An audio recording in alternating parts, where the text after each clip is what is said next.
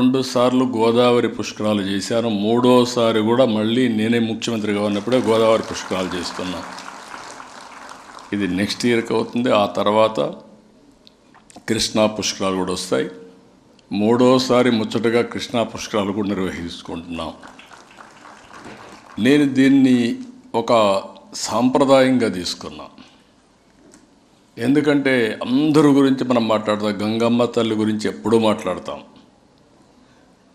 పూజలు చేస్తాం వర్షాలు రాకపోతే.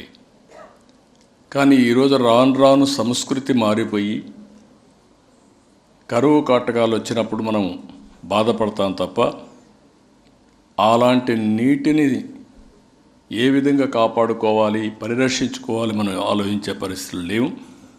అందుకే ఈరోజు నేను తీసుకొచ్చిన పాలసీలు కూడా మీరు చూస్తే నీటి భద్రత, వాటర్ సెక్యూరిటీ, తాగడానికి, వ్యవసాయానికి, ఇండస్ట్రీకి నీళ్లు కావాలి, ఎన్విరాన్మెంట్ సర్వైవ్ కావాలన్నా నీళ్లు ఉండాల్సిన అవసరం ఉంది. అందుకే అలాంటి నీటి మీద శ్రద్ధ పెట్టాం. ఈ సంవత్సరం మీరు చూస్తే 65% మార్చిలో అన్ని జలాశయాలు కళకళలాడుతున్నాయి, నీళ్లున్నాయి. మొట్టమొదటిసారిగా చరిత్రలో మీరు చూస్తే మే 15వ తారీఖున నారుమళ్ళు ఏమని ముందే చెప్పిన ప్రభుత్వం ఈ ఎన్డీఏ ప్రభుత్వం అని చెప్పి కూడా మీకు తెలియజేస్తున్నా.